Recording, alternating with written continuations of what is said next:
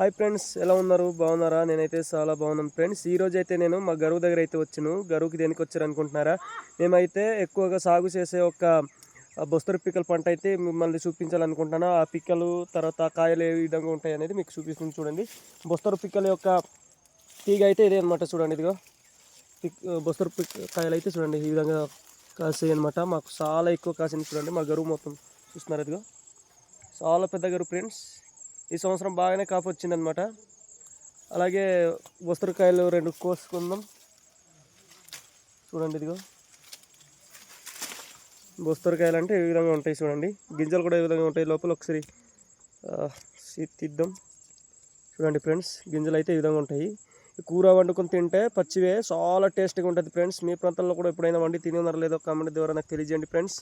చూస్తున్నారా, ఇంత పెద్ద గరువు వేసాం అనమాట. ఈ సంవత్సరానికి ఒకసారి పంట పండిస్తాం ఇటువంటిది.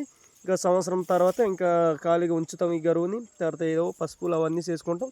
తర్వాత మళ్ళీ ఒక సంవత్సరం తప్పించి ఇంకో సంవత్సరం అలా పంటలు బాగా వేస్తాం అనమాట. అప్పుడే పంట రాబడి బాగా వస్తుందని మేమైతే ఈ విధంగా వేస్తాం.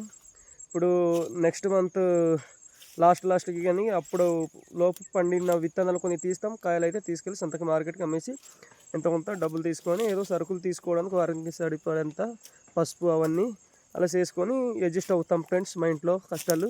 నా వీడియో నచ్చితే లైక్, షేర్, సబ్స్క్రైబ్ చేసి సపోర్ట్ చేయండి. Bye friends.